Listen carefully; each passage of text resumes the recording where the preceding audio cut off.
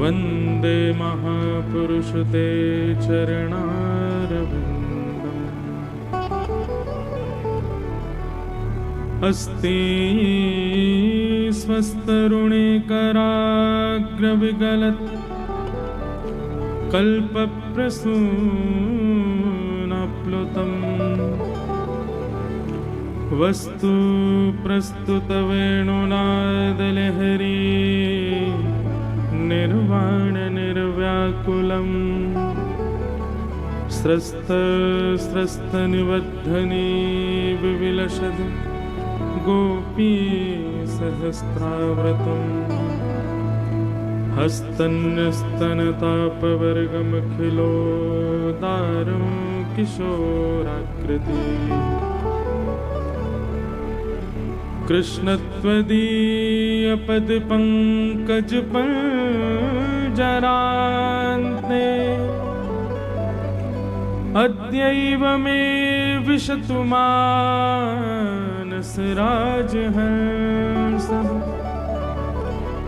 प्राणप्रयाणसमये कफवातपित्तैः कण्ठावरोधनविधो स्मरणं कुतस्ते।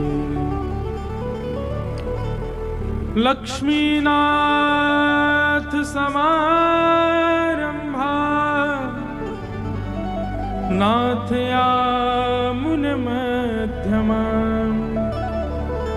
अस्मदाचार्यपर्यन्तां वन्दे गुरुपरम्परा। जय जय श्री राधारमण, जय जय नवल किशोर, जय गोपी चित चोर प्रभु, जय जय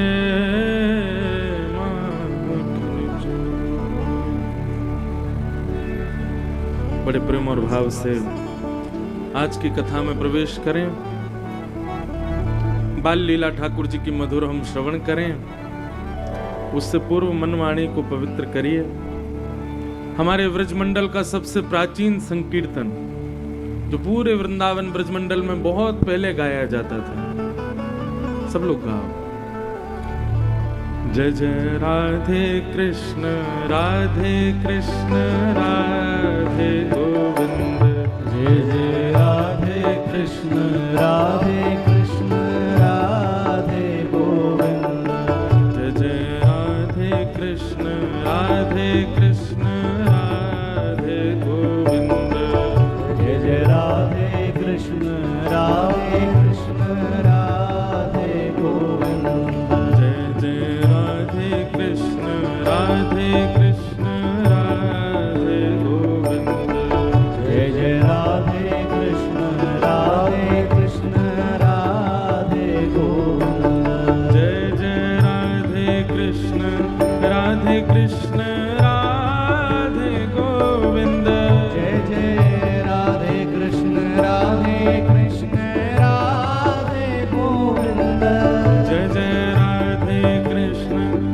राधे कृष्ण राधे गोविंद, जय जय राधे कृष्ण राधे कृष्ण राधे गोविंद, जय जय राधे कृष्ण राधे कृष्ण राधे गोविंद, जय जय राधे कृष्ण राधे कृष्ण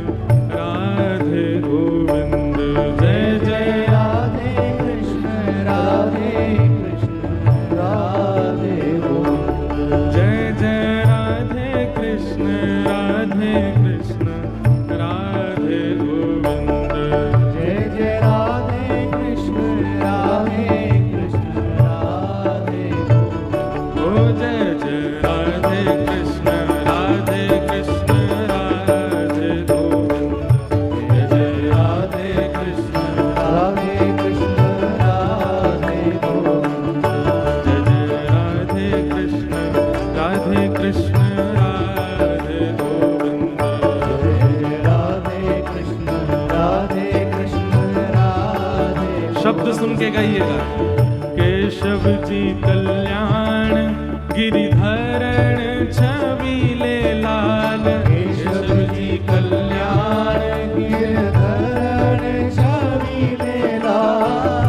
केशव जी कल्याण गिरिधरण छबीले लाल। केशव जी कल्याण गिरधरण छबीले लाल। ओ मदन मोहन श्री वृंदावन चंद। ओ मदन मोहन वृंदावन चंद। मदन मोहन श्री वृंदावन चंद। मदन मोहन श्री वृंदावन चंद।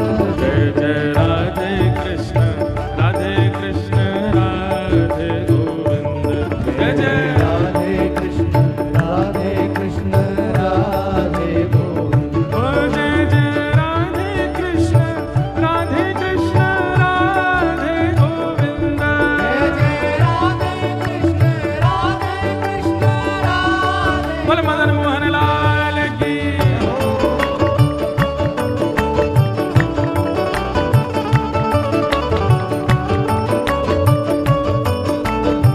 प्यारे गिरधर लाल की।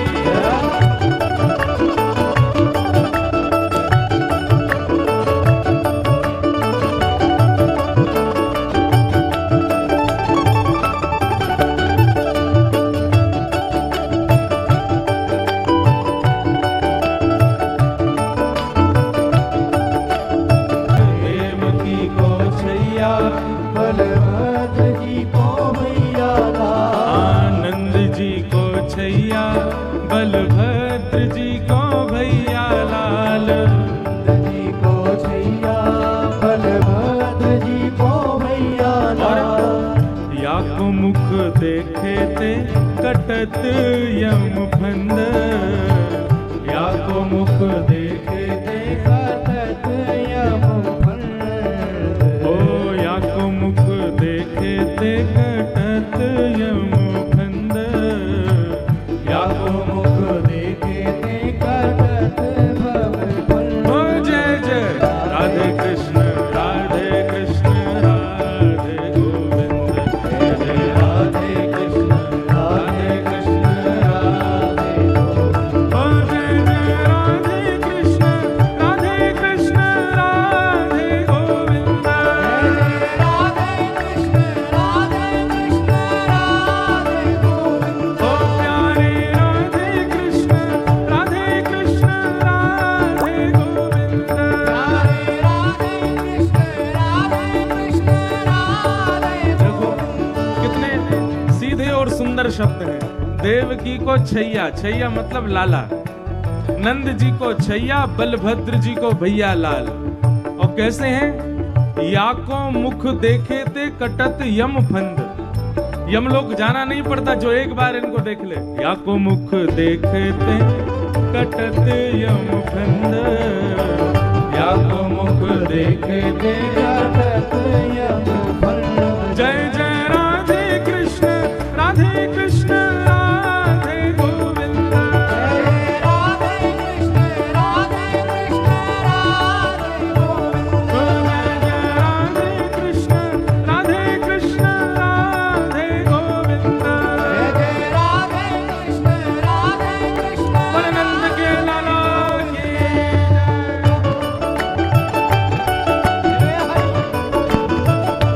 यशोदा के लाला की।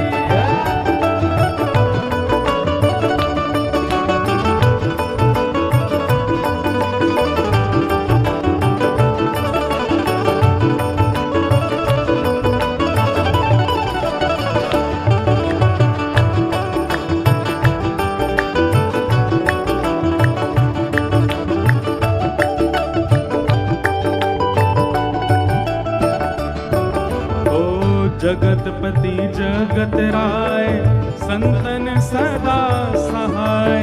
जगतपति जगत राय संतन सदा सहाय। जगतपति जगत राय संतन सदा सहाय। जगतपति जगत राय संतन सदा सहाय। ओ या के गुण गावे स्वामी परमानंद। या के गुण गावे स्वामी परमानंद। या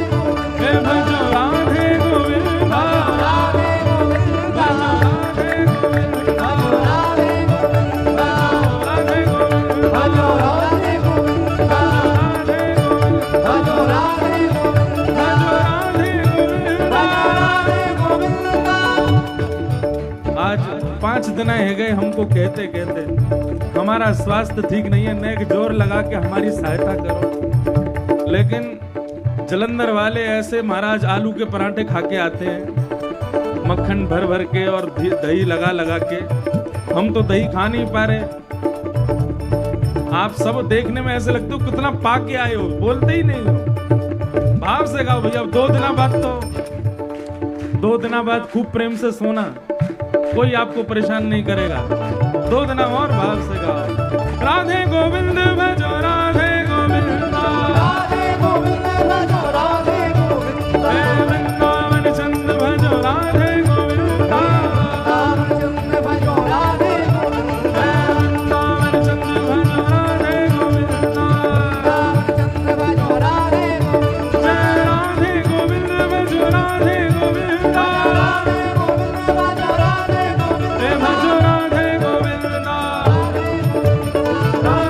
गोविंद, भजो राधे गोविंद, भजो राधे गोविंद, भजो राधे गोविंद, भजो राधे गोविंद, भजो वृंदावन चंदा, भजो राधे गोविंद, ओ भजो राधे गोविंद, भजो राधे राधे राधे राधे राधे गोविंद, राधे राधे राधे राधे गोविंद, भजो राधे राधे राधे राधे राधे गोविंद, राधे राधे राधे राधे राधे गोविंद, भजो राधे गोविंद, भजो राधे गोविंद, भजो राधे गोविंद, भजो वृंदावन चंदा, भजो राधे गोविंद, भजो राधे गोविंद,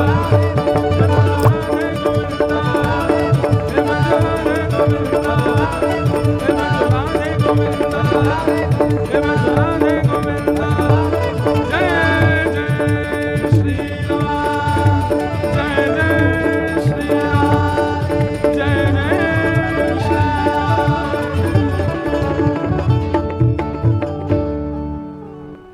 देवकी को छैया, बलभद्र जी को भैया लाल, देवकी को छैया, बलभद्र जी को भैया लाल, ओ यशोदा को छैया, बलभद्र जी को भैया लाल, यशोदा को छैया, बलभद्र जी को भैया लाल, ओ या को मुख देखे ते कटत यम फंद, या को मुख देखे ते कटत यम फंद, ओ या को मुख देखे ते कटत यम फंद, या को मुख देखे ते कटत यम फंद, भजो राधे कृष्ण, राधे कृष्ण, राधे गोविंद, भजो राधे कृष्ण, राधे कृष्ण, राधे गोविंद, ओ भजो राधे कृष्ण, राधे कृष्ण, राधे गोविंद, भजो राधे कृष्ण, राधे कृष्ण, राधे गोविंद। बोलो वृंदावन बिहारी लाल की, श्री राधा रमण लाल की, श्री राधा वल्लभ लाल की, श्रीमद् भागवत महापुराण की, 84 कोस ब्रजमंडल धाम की, गोवर्धन नाथ की, गिरिराज धरण की, श्याम सुंदर श्री यमुने महारानी की, रज रानी की, रस रानी की, महारानी की, सब संतन की, सब भक्तन की, सब विप्रन की, जगत जननी श्री गौ माता की, भारत माता की जय। जय जय श्री राम, जय जय श्री राम, जय जय श्री राधे। द्वारिकाधीश की जय।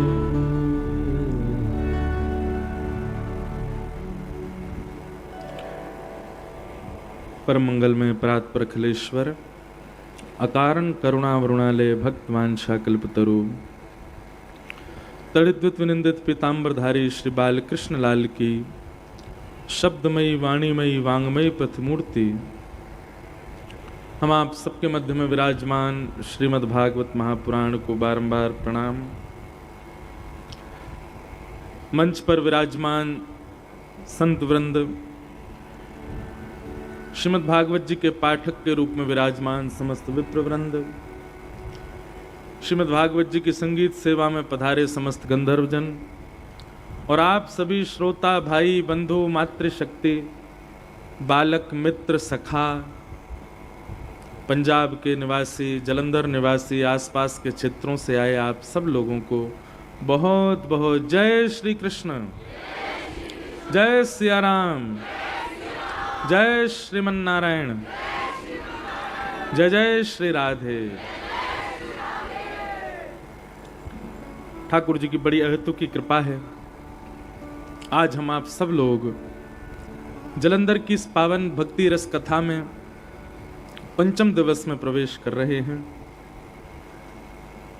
कल बड़े धूम और धाम से, बड़े प्रेम से पूरा जलंधर वृंदावन तो पहले दिन से ही बन गया है, पर कल तो ऐसा ही लगा कि मानो सब ब्रजवासी नाच रहे हों। जैसा भागवत जी में वर्णन है वैसा ही हाल दिख रहा था कल। कैसे? भागवत जी में वर्णन है कि महाराज एक दूसरे पर चढ़कर के सब ब्रजवासी नाच रहे हैं। कल यहाँ कई ऐसे बालक, एक आध तो यहाँ आगे बैठे हैं, देखो ये चढ़ चढ़ के नाच रहे थे एक दूसरे पे।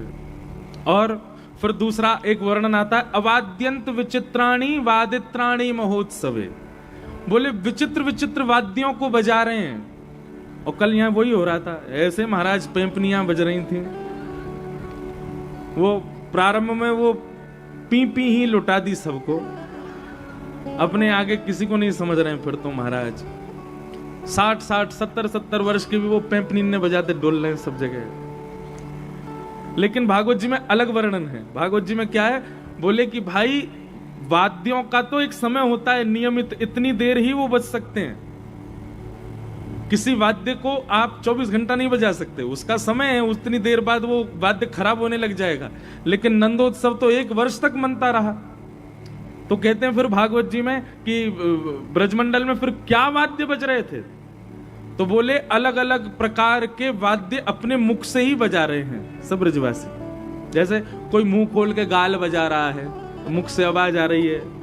कोई अपने हाथ का ही शंख बना करके बजा रहा है।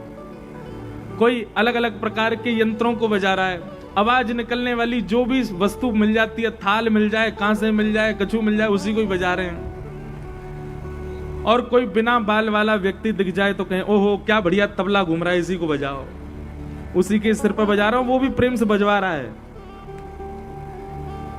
बंधुओं, उत्सव का एक स्वरूप होता है। सबसे पहली बात, उत्सव में व्यक्ति को यदि ये मालूम है कि मुझे अब भूख लग रही है, मुझे अब मैं अब थक गया हूं, मुझे अब सोना है, मुझे प्यास लगी है, तो समझो वो उत्सव नहीं मना रहा है। उत्सव में तो देहाभिमान शून्य हो जाता है व्यक्ति। हमारे कुंज बिहारी समिति जो पूरा क्रम कथा का संभाल रही हैं, बेचारे यहाँ के सब कार्यकर्ताओं को तो कईयों को तो पता ही नहीं होगा। एक भैया मुझे मिलने रोज ही आते हैं, पता नहीं कहां दिख नहीं रहे। उनके 2 जगह तो फ्रैक्चर आ गया है, यहाँ पे कहाँ हैं, दिख रहे हैं? उनको बेचारों को पहले दिन से ही कोई दिक्कत आ गई और बोले महाराज जी मेरे अंदर भीतर की कोई हड्डी में फ्रैक्चर आया है। बोले लेकिन फिर भी मुझे सब मना कर रहे हैं, मैं फिर भी रोज कथा में आ रहा हूं, मुझे पता ही नहीं चलता दर्द का, अगर घर रुकूंगा तो पता चलेगा। ये उत्सव का स्वरूप है। हमें देख लो, खांसी हमें हो रही, जुकाम हमें हो रहा, बुखार हमको आ रहा, बैठा हमसे नहीं जा रहा, चक्कर हमको आ रहे, लेकिन फिर भी हम कथा सुनाने आ रहे हैं ना। इसको ही तो उत्सव कहते हैं। जहां पर देह की स्थिति पता हो और देह का भान रहता हो, वो उत्सव नहीं होता। उत्सव में तो व्यक्ति देहाभिमान शून्य हो जाता है। उसको भान ही नहीं होता कि मैंने भोजन कब किया, मैं सो कब रहा हूं, मैं उठ कब रहा हूं, मैं नाच कब रहा हूं, मैं गा कब रहा हूं। ये उत्सव का प्रथम स्वरूप है। रात दिन का भी नहीं पता होता। दूसरी बात, कई लोग उत्सव मनाने के लिए व्यवस्थाएं ढूंढते हैं। बोले उत्सव कब मनेगा, गाने बजाने वाले होने चाहिए, साधन की व्यवस्था होनी चाहिए, ऐसी लाइट होनी चाहिए, ऐसा वातावरण होना चाहिए, तब हम नाचेंगे, तब उत्सव मनेगा। पर नहीं, जिसके चित्त में उत्सव होता है ना, और जो ठाकुर जी का उत्सव मनाता है, वो व्यवस्थाओं की चिंता नहीं करता। जैसी स्थिति परिस्थिति मिल जाए वो तो बस नाचता है, वो तो बस गाता है। उसको व्यवस्थाओं से उत्सव की आवश्यकता नहीं। बहुत सावधानी से सुनिएगा, व्यवस्था करके उत्सव मनाने का मन कर रहा है अगर किसी का, तो वो उत्सव नहीं है। तो जैसी व्यवस्था हो, अव्यवस्था हो, तो भी नाचता है, गाता है, उत्सव मनाता है। तीसरी बात, उत्सव में कोई बुरा नहीं मानता। कोई किसी के ऊपर गिर जाए, कोई किसी पर चढ़ जाए, किसी के हाथ में लग जाए, पैर में लग जाए, सिर फूट जाए ना, उत्सव में कोई बुरा नहीं मानता। सबको उत्सव में आनंद ही आता है, सबको अच्छा ही लगता है। कई बार नंदोत्सव होता है तो लुटाने के चक्कर में गिर जाते हैं लोग एक दूसरे पर। एक बार विदेश में कहीं कथा थी तो मैंने मंच से एक सेब फेंका और वो एक मैया की नाक बजा के लगा। जैसे ही मैं कथा करके जाने लगा, इतनी भीड़ नहीं थी, कम ही लोग थे, अब वो मैया नाक दबाए बैठी बहुत देर से, विदेश की माता जी। मैं जैसे मंच से उतरने लगा तो पता चला उन्होंने तो पूरे मंदिर पे केस कर दिया। और महाराज, सब मंदिर कमेटी के लोग कहे महाराज जी आप मनाओ इनको। मैं क्या, मैंने मैया काय को आप इतनी नाराज हो रही, उत्सव है, उत्सव में तो लग लगा जाती है। नहीं नहीं, मैं शू करूंगी, आपको भी करूंगी। मैंने कहा जय हो मैया। तो कई बार तो ऐसे लोग भी आते हैं कथाओं में, फिर बाद में $100 में मान गई बेचारी। मैंने कहा सीधे बोलो ना कि आपको पैसा चाहिए। उत्सव का ये रूप नहीं है। हमारे वृंदावन में आके देखो, उत्सव जब होते हैं, महाराज बिहारी जी के दर्शन करने के लिए जन्माष्टमी के अगले दिन मंगला होती है बिहारी जी की। ओहो, अब तो बड़े नियम बना दिए क्योंकि घटनाएं हो गई 2-3। पर लोगों के अंदर उत्साह कैसा रहता है, चाहे हमारा दम घुट जाए, चाहे हमारे हाथ पांव खिंच जाएं, तो बिहारी जी दिख जाए हमको। ये उत्सव का स्वरूप होता है। और ऐसा केवल ठाकुर जी के लिए ही कर सकता है मानव। आप कितने भी बड़े फिल्म स्टार के आप वो क्यों नहीं हो जाओ मुरीद, पर उसके लिए भी इतने नहीं आप व्याकुल रहोगे। ठाकुर जी के लिए होते हैं लोग। उत्सव का स्वरूप है, वहां व्यक्ति देहाभिमान शून्य हो जाता है। उत्सव का दूसरा स्वरूप क्या है? उत्सव में कल जो आप लोग कर रहे थे ना, क्या मंच से लुटाया जा रहा, आप लूट रहे थे। पर उत्सव जिसके चित्त में होता है ना, वो लूटता नहीं है, वो लूट करके पीछे लुटा देता है। इसलिए मैंने एक बार कहा था बीच में, मैंने आगे वाले ने जितना लूटा पीछे को लुटाए दो। नंदोत्सव में यही हो रहा था। नंद बाबा तो अटारी से लुटा रहे हैं और ब्रजवासी अपनी झोलियों में भर रहे हैं, और झोली में भर के ब्रजवासी भी अपनी अपनी अटारियों पर जाके वो भी लुटा रहे हैं। मतलब एक नंद बाबा नहीं है, असंख्य नंद बाबा हो गए हैं, सब लुटा रहे हैं। भैया बधाई बज रही है गोकुल में, पर बट रही है नंदगांव तक, बट रही है वृंदावन तक, बट रही है मथुरा तक। क्यों? नंद बाबा के इतने लंबे हाथ तो नहीं जो इतनी जोर से फेंके, नहीं, ब्रजवासी लूट लूट कर ब्रजवासी भी लुटा रहे हैं। उत्सव जब चित्त में होगा ना, तो आपकी संग्रह की स्थिति नहीं रहेगी। आप इकट्ठा नहीं करोगे, आप लुटाओगे। लुटावे को मन होएगा। तो कल जलंधर की जो कथा में जो दृश्य था ना, बहुत अच्छा लग रहा था। बस पेंपनियां बहुत ज्यादा बज रही थी, बाकी तो सब आनंद। क्या आप लोग उछल उछल करके सब नाच रहे थे, सब ब्रजवासी आनंद में भर गए। यशोदा मैया से जाकर के कह रहे हैं, जुग जुग जीवे री यशोदा मैया तेरो ललना, जुग जुग जीवे री यशोदा मैया तेरो ललना, हाँ तेरो ललना नंद रानी तेरो ललना, तेरो ललना नंद रानी तेरो ललना।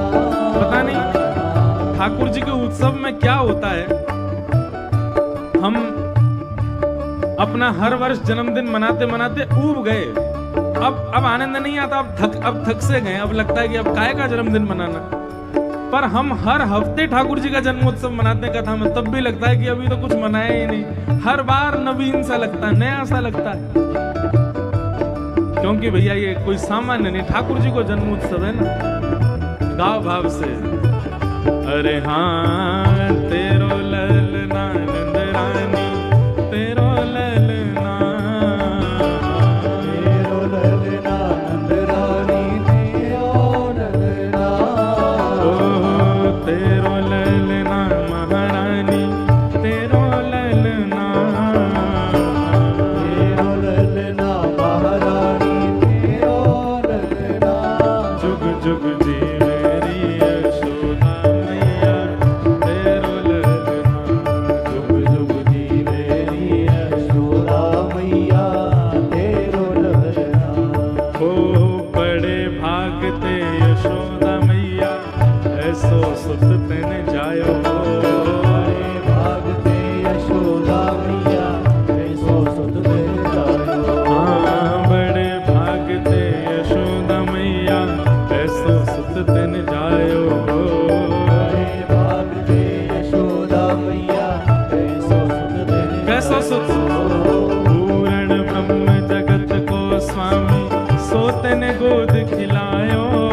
पूर्ण ब्रह्म जगत को स्वामी, सो तेरे गोद खिलायो। हाँ पूर्ण ब्रह्म जगत को स्वामी, सो तेने गोद खिलायो। पूर्ण ब्रह्म जगत को स्वामी, सो तेरे गोद खिलायो। ओ या तू मगवा दे पलनवा, तेरो ललना, या तू मगवा दे पलनवा, तेरो ललना। अरे जुग जुग जीवेरी यशोदा मैया, तेरो ललना। जुग जुग जी मेरी यशोदा मैया, तेरो ललना। हाँ जुग जुग जीवेरी नंदरानी मैया, तेरो ललना। जुग जुग जी मेरी नंदरानी मैया, और तेरो ललना। ये अगली पंक्ति मुझे बहुत अच्छी लगती है। कभी कभी मेरा मन होता है, जितने आप देखो कई गोपाल जी को लेके नाच रही माता जी, पीछे ठाकुर जी को लेके आए, इतने लोग ठाकुर जी को लेके आते कथा सुनाने। आज हमारे गिरधर लाल जी भी आएंगे कथा में। तो हमारी सेवा का हमको फल क्या चाहिए? ठाकुर जी से कुछ चाहिए नहीं, लेकिन ये जो अगली पंक्ति है ना, ये तो हमको चाहिए।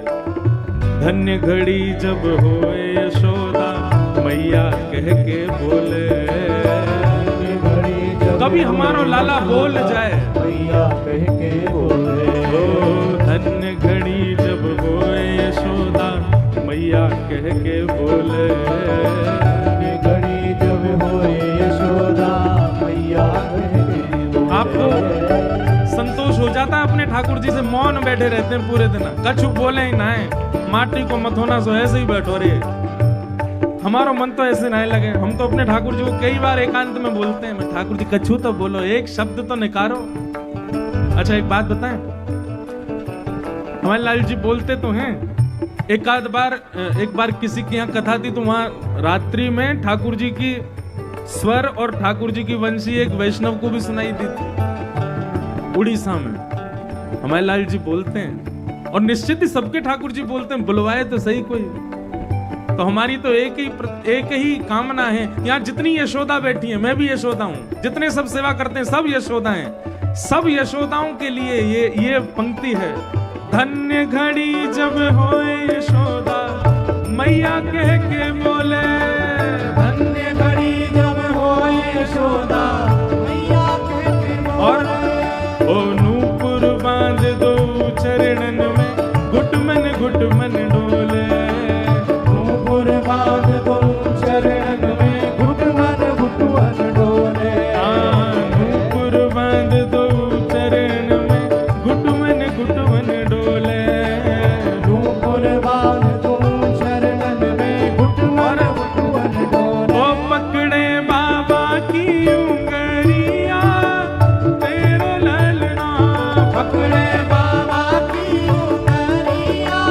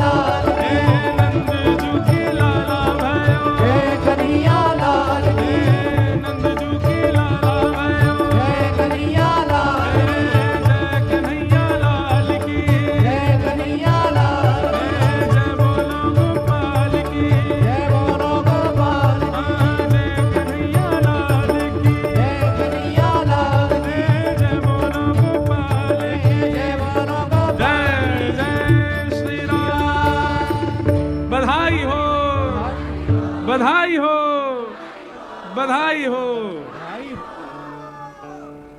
सब लोग विराज जाओ। महाराज, ठाकुर जी के जन्मोत्सव की जो सिंधु है, सिंधु मतलब समुद्र, ठाकुर जी के जन्मोत्सव के सिंधु की बिंदु की एक अणु है जो हम लोग अनुभव करते हैं। कल हमने उत्सव मनाया, आज फिर उत्सव मनाया। ये उस सिंधु का बिंदु का एक अणु मात्र है। सोचो ब्रजमंडल में कैसा उत्सव रहा होगा जब ठाकुर जी प्रकट भये। भागवत जी में वर्णन आता है कि जितना सुंदर नंद भवन सजा है उतना ही सुंदर पूरा ब्रजमंडल, हर घर सजा है। जैसे बंधन बार, जैसे मंगल वाद्य, जैसे सुंदर गायन नंद भवन में हो रहे हैं, वैसे ही मंगल वाद्य, वैसे ही मंगल गायन, वैसे ही मंगल द्वार पूरे ब्रजमंडल में सजे। क्यों? बोले सबको ऐसा लगता है कि हमारे ही लाला भयो है, सबको ऐसा लगे हमारो ही कन्हैया भयो है। कोई के मन में भी ये भावना नहीं है कि केवल अकेले नंद बाबा के लाला भयो, सबके मन में ये भावना हमारे लाला भयो। नंदस्त्वात्मज उत्पन्ने जाता ह्लादो महामना आहूय विप्रान् वेदज्ञान स्नातः सुचिरलंकृत वाचयित्वा स्वस्तेनं जात कर्मात्मजस्य वै कारयामास विधिवत पितृदेवार्चनम तथा।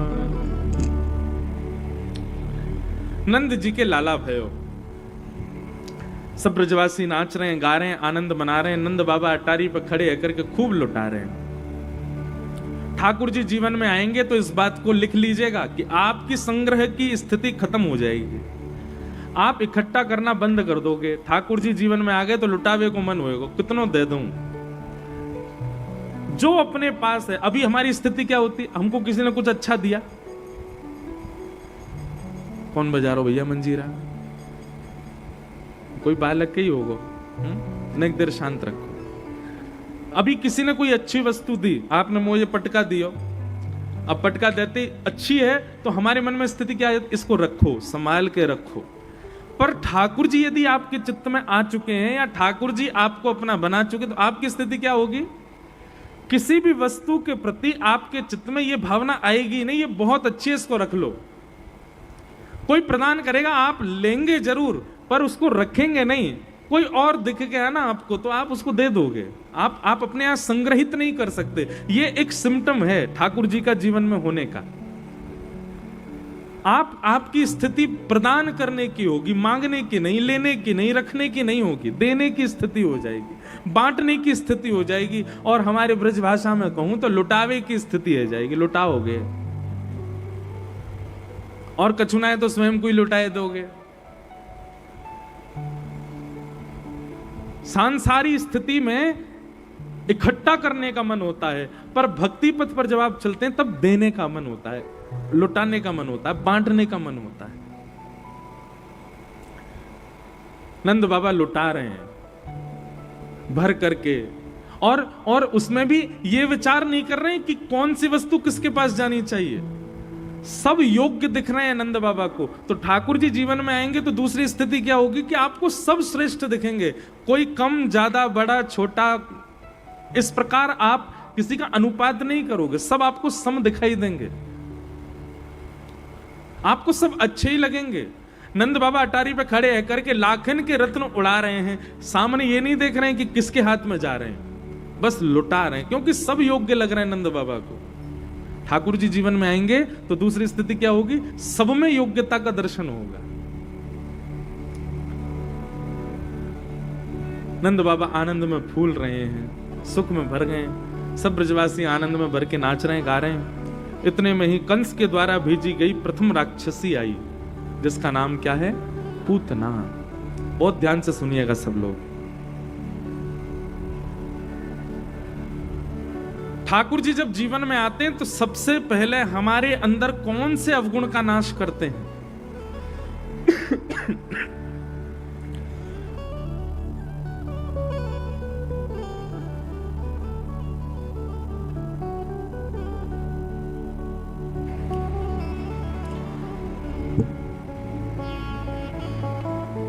ठाकुर जी जब जीवन में आते हैं तो ये राक्षसों की श्रेणियां ये हमारे अवगुण ही हैं, हमारे चित्त के। अब जैसे पूतना, अघासुर, बकासुर, धेनुकासुर, केसी, अरिष्टासुर, व्योमासुर, ये सारे हमारे अंदर ही अवगुण हैं। एक एक अवगुण को ठाकुर जी नष्ट कर रहे हैं सीक्वेंस से, वो हमारे चित्त के ही अवगुण हैं। तो जब ठाकुर जी चित्त में आते हैं तो सबसे पहले किस अवगुण का नाश करते हैं? तो पूतना का अवगुण क्या है? अविद्या। क्या है? अविद्या। अविद्या का मतलब सामान्य भाषा में कहूं तो अज्ञान। अज्ञान को ही अविद्या कहते हैं, वही पूतना है। जिसको सही और गलत की पहचान नहीं होती, उम्र हो गई 60 साल लेकिन फिर भी नहीं पता कि सही गलत क्या है, इतना बोध नहीं है जिसको, ऐसे व्यक्ति को अज्ञानी कहा जाता है।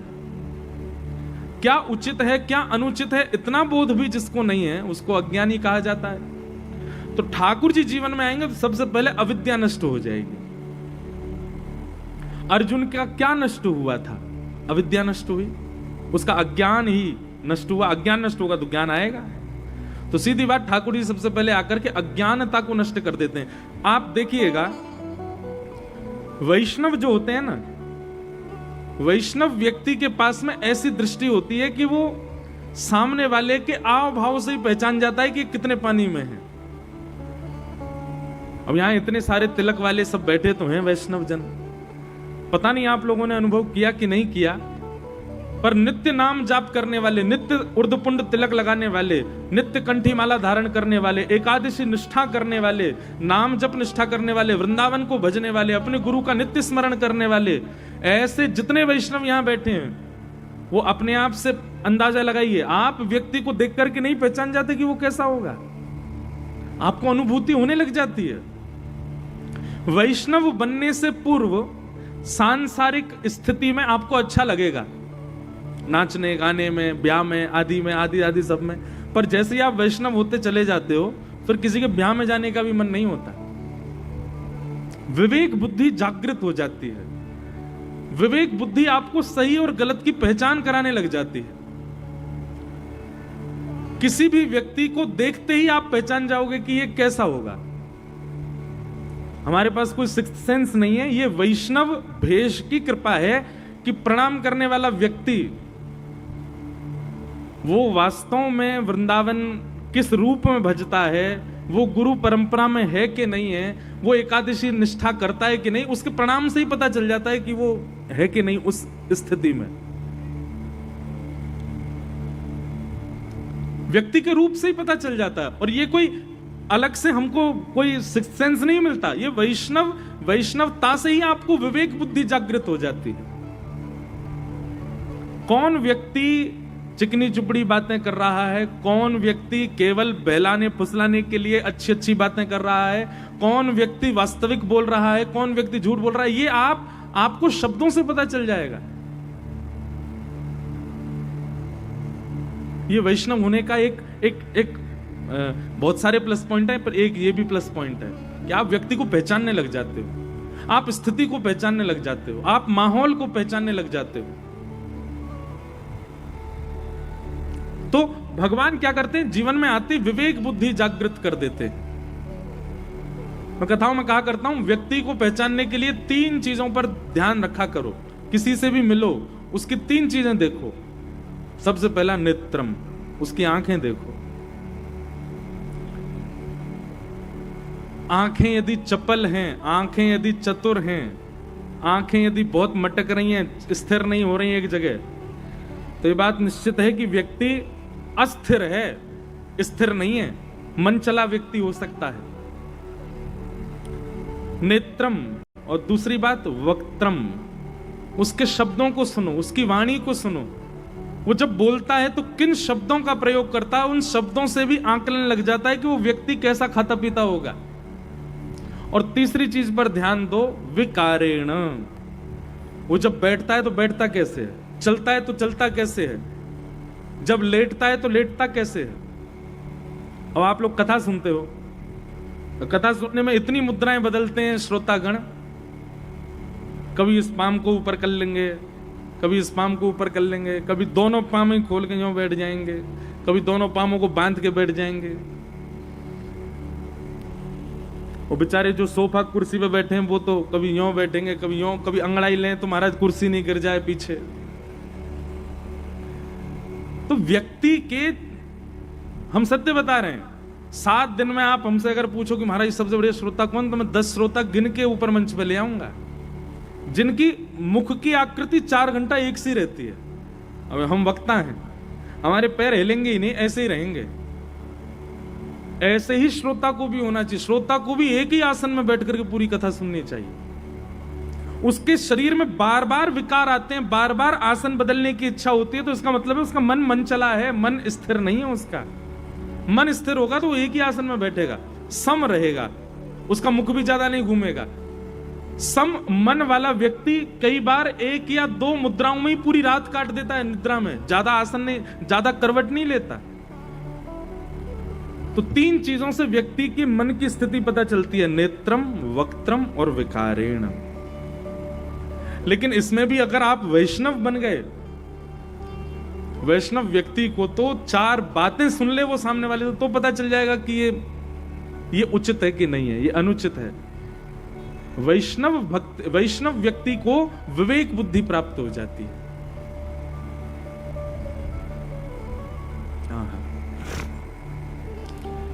तो पूतना भगवान को मारने के लिए आई, कंस ने उसको भेजा।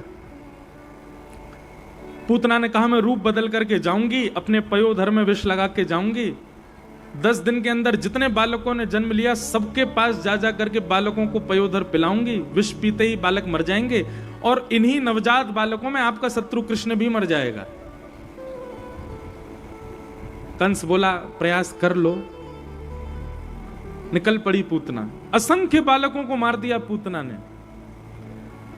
और सब जगह मारते मारते बालकों को जैसे ही गोकुल पहुंची, याद रहे पूतना बहुत सुंदर बन के गई थी, जैसे ही गोकुल में प्रवेश किया, पूतना के नेत्र इतने सुंदर, नासिका इतनी सुंदर, मुस्कान इतनी सुंदर, चाल इतनी सुंदर, उसका रूप इतना सुंदर, उसके तन से आने वाली सुगंधी इतनी सुंदर, उसके केश इतने सुंदर, अरे सर्वांगीण रोम रोम सुंदर है पूतना का। जैसे गजगामिनी चाल भीतर गोकुल में प्रवेश करती है पूतना, नंद घरानंद भयो जय कन्हैया लाल की, हाथी दीने घोड़ा दीने और दीनी पाल की, सब ब्रजवासी नाच रहे हैं गा रहे हैं। लेकिन जहां जहां से पूतना निकलती है और जैसे ही ब्रजवासियों की उस पर दृष्टि पड़ती है, वे सब अपना उत्सव मनाना भूल जाते हैं, सब उसी को देखने लग जाते हैं। ओहो कितनी सुंदर, अरे स्वयं तो उस पर आसक्त हुए ही, दूसरे गाने वाले को ए सुन सुन सुन, देखियो कितनी सुंदर जा रही है। एक ब्रजवासी तो दौड़ा दौड़ा अपनी मैया के पास गया, मैया तू मेरे पीछे पड़ी रहे, ब्याह कर ले, ब्याह कर ले, मैया आज मेरा ब्याह करा दे तू। बोले अच्छा कौन ते करेगो? बोले वो गोपी आ रही है, एक बात मेरा ब्याह करा दे मैया, देख कितनी सुंदर है, या को रूप तो देखो। अरे भैया केवल गोप ग्वाल ही उस पर मोहित नहीं हुए, गोपियां भी मोहित हो गई। श्रीमद् भागवत जी में वर्णन है कि जैसे ही पूतना को गोपियों ने देखा तो गोपियां बोली, अरे बहन हमारी बात तो सांची निकसी। बोले कैसे? बोले कल नंद जी को लाला देखो तो देख के ऐसा लगो मानो नारायण ही आयो होगो, लेकिन आज या गोपी को देख कर तो हमारी बात पे मोहर लग गई, वह नारायण को दर्शन करवे देख लक्ष्मी चली आ रही है। कितनी सुंदर है पूतना। सब उसके रूप पर मोहित हो गए। पूतना ने आकर के कुछ गोपियों से पूछा, ये उत्सव जा बालक के हैवे की खुशी में है रहे हो, वो बालक कहां मिलेगा, वहां के दर्शन कहां को होंगे? गोपियां तो मार्ग ही बताना भूल गई, उसकी वाणी सुन करके, उसके शब्द सुन करके सब देखती रह गई उसको। पूतना ने चुटकी बजाई, अरे आपसे पूछ रही हूं, ये जाके का जो उत्सव मन रहा हो वो बालक कहां मिलेगा? अरे बहन ये 2 वृक्ष दिख रहे हैं ना, ये वृक्ष जा आंगन में वही है वो बालक, चली जा। पूतना ने सबको आकृष्ट कर लिया। जैसे ही नंद भवन में प्रवेश किया, गोदी में लिए बैठी हैं यशोदा मैया लाला, 6 दिना के हैं बस अभी, 6 दिना के ठाकुर जी को। भागवत जी में ऐसा भी भाव बताया कि कितने महीनों तक तो ठाकुर जी को दिखाया ही नहीं यशोदा मैया ने किसी को। जब दिखावे की बारी आती तो नेक बस चरण दिखाती लाला के और फिर छुपा लेती अपने पास। इतनो प्रेम से रखती लाल जी को। पूतना आई। पूतना को देखते ही यशोदा मैया भी एक बार को मोहित है, बोले आहा कितनी सुंदर, अरे विधाता काश इतनी सुंदर तेने मेरे लाला के ताई बहू भेजी होती, वही तो ब्याह कराती अपने लाला को। ठाकुर जी गोद में पड़े पड़े मंद मंद मुस्काए कह रहे मैया रुक जा, अभी बहू को रूप दिखाऊं तो कैसी बहू है। पूतना जैसे ही गई यशोदा मैया से जाकर के प्रणाम, अरे बहन कहां से आई हो, बड़ी सुंदर हो। बोले पास के काम ते आई हूं, आपके लाला हेवे की खुशी की बधाई देवे आई हूं। नहीं दियो तो कैसो लाला आपको।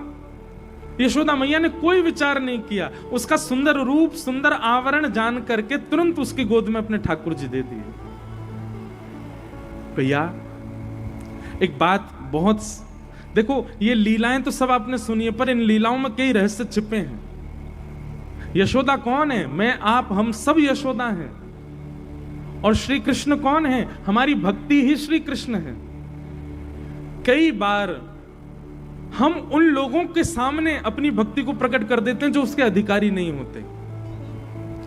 सदैव याद रखना 10 नाम अपराध हैं, उन 10 नामा अपराध में एक अपराध यह भी है कि अनधिकारी के सामने अपनी भक्ति प्रकट करना।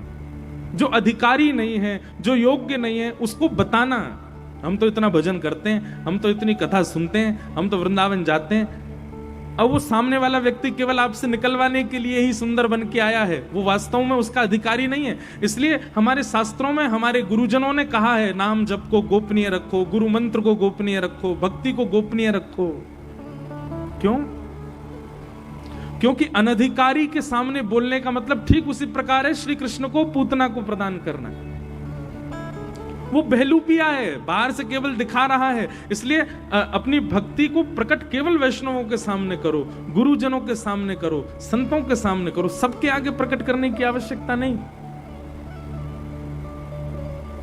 नामापराध में कहते हैं आप यदि किसी ऐसे व्यक्ति के सामने अपना भजन बताते हैं जिसको भजन का मूल्य ही नहीं पता, उससे भी आपका भजन घट जाएगा, आपका नाम जप घट जाएगा, आपकी भक्ति कम हो जाएगी। 10 नामा अपराध में एक अपराध है।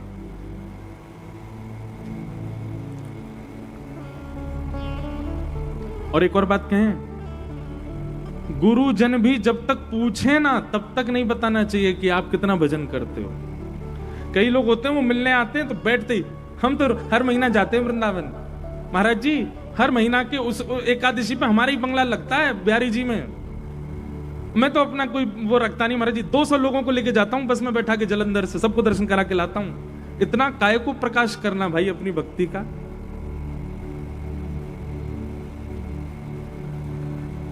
हम तो बहुत बालकों से कहते हैं कि भाई भजन गोपनीय रखो। एक बात कहें, बुरा नहीं मानिएगा, ये जो काउंटर वाला जो नाम जप है ना, कई लोगों की उंगली में लगा होगा, उसमें लोग जपते रहते हैं, काउंट करते रहते, अच्छी बात है। पर मेरा ऐसा मानना है कि उस पर ना एक टेप लगा के रखा करो, ऐसा टेप जिससे आपको नंबर ना दिखाई दे कि नंबर कितना है, कितना पहुंच गया। लोग ये भी प्रश्न करते हैं, आज भी एक प्रश्न आया कि नाम जप की संख्या कितनी होनी चाहिए। हमारे गुरुदेव कहते हैं 11 करो, हमारे गुरुदेव कहते हैं 108 करो। हम तो ये कहते हैं भाई गिनो मत, करो। गिनती करनी है तो अपने दूषित कर्मों की करो, नाम काय को गिनना। कभी प्रेम गिन के किया जाता है? प्रेमी यदि अपने प्रियसी को या प्रेमी अपने प्रियतम को रोज गिनाता हो कि मैंने तुमको सुबह ये बोला था, मैंने दोपहर में तुमको ये बोला था, मैंने तुमको तब इतना प्रेम किया था, मैंने तुमको तब ये प्रेम दिया था, प्रेम गिना थोड़ी जाता है। नाम जब अगर पुण्य की भावना से आप करते हो कि आपको पुण्य मिले तो गिनो, लेकिन प्रेम की भावना से करते हो तो जपना गिनना बंद कर दो, उसको असंख्य करो, जितना हो सके उतना करो। काउंटर अगर आप रखते हैं तो उस पर एक टेप लगा दीजिए, व्हाइट टेप, जिससे उसका अंदर का वो संख्या नहीं दिखनी चाहिए, कितनी संख्या। आप निश्चित मानिएगा जितने लोग भी संख्या देख के करते हैं, संख्या देखते ही मान आता है हृदय में, ओहो इतना नाम कर लिया हमने। संख्या देखते ही दिखाने की इच्छा होती है, इनको दिखा दें। कई लोग हैं काउंटर ऐसे घुमा के बैठते हैं कि सामने वाले को देखेगा तो कितना नाम हो गया हमारा। काय को नाम जब गिनो मत, बल्कि काउंटर सब लोग खरीद लो, अपनी अपनी उंगली में पहन के रखो। किसी के साथ बुरा करो, दबाओ, हमने ये बुरा किया। किसी के साथ अभद्र बोलो, दबाओ। किसी के साथ छल करो, दबाओ। किसी पे क्रोध करो, दबाओ। और फिर रोज रात को सोने से पहले देखा करो, ओहो 108 हो गया आज, दिन भर में 108 पाप किए मैंने, उसको गिनो। नाम जब गिन करके संतोष करके सो जाते हैं, वो 5000 नाम हो गए आज तो मेरे। नाम जब काय को गिनना, वो तो असंख्य करो, उसकी कोई गिनती नहीं होनी चाहिए। तो नामापराध में एक अपराध क्या है? अयोग्य के सामने अपनी भक्ति का प्रचार करना।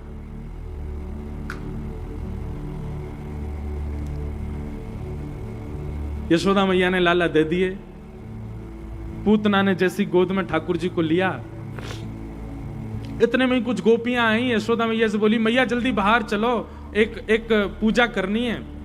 यशोदा मैया बोली, अच्छा बहन तुम लाला को संभालो, मैं अभी आऊं। पुतना बोली, हाँ हाँ मैं संभाल रखा है, आप जाओ। यशोदा मैया जैसे ही बाहर आई और पूतना ने जैसे ही ठाकुर जी को देखा, ठाकुर जी ने दोनों नेत्रों पे हाथ धर लिए। 6 दिन के ठाकुर जी ने छोटे छोटे हाथ उठा करके अपने नेत्रन पर धर लिए। कितनी दुर्भाग्यशाली है पूतना। उसके रूप पर सब मोहित हो गए, उसको सब देखना चाह रहे हैं, उस पर सब आकृष्ट हो गए। पर जिसको आकृष्ट होना चाहिए था, जिसको रूप दिखना चाहिए था, जो रूप को देखने वाला होना चाहिए, उसी ने ही आंख बंद कर ली। हमको दुनिया देखे क्या फायदा, सबको देखती है दुनिया तो, पर राधा रमण हमको देखे, ये बड़ी बात है।